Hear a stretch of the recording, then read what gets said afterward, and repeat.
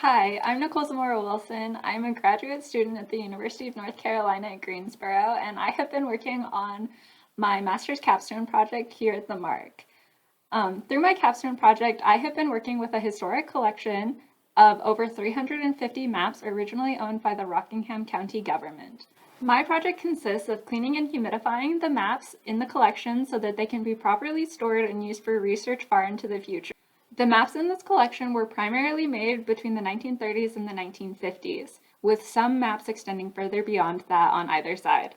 These maps offer us a glimpse into the past and allow us to see the way that the towns in Rockingham County developed and changed over time.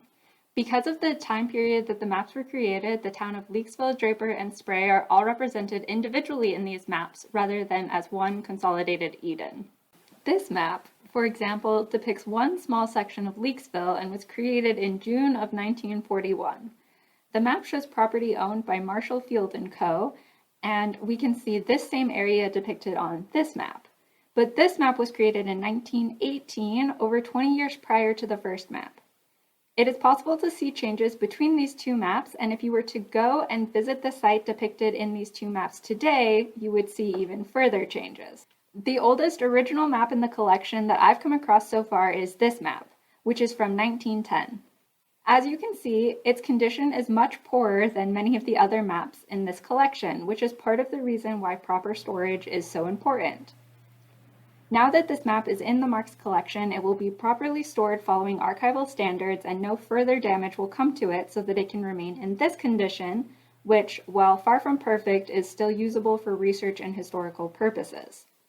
It depicts the Oakland Annex in Leakesville, which was the property of Carter, Milner, and Norman. The oldest depiction of a town in these maps is this map, which depicted H.J. McGeehee's property in Madison. While this particular map was registered in 1949 and is a copy of an older map, the original map was drawn by W.B. Trogdon Jr. in 1889.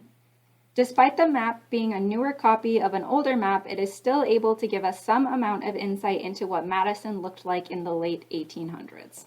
Maps are only one way of studying the past, and the maps in this collection offer us an insight into the way that the towns in Rockingham County looked like historically and across time.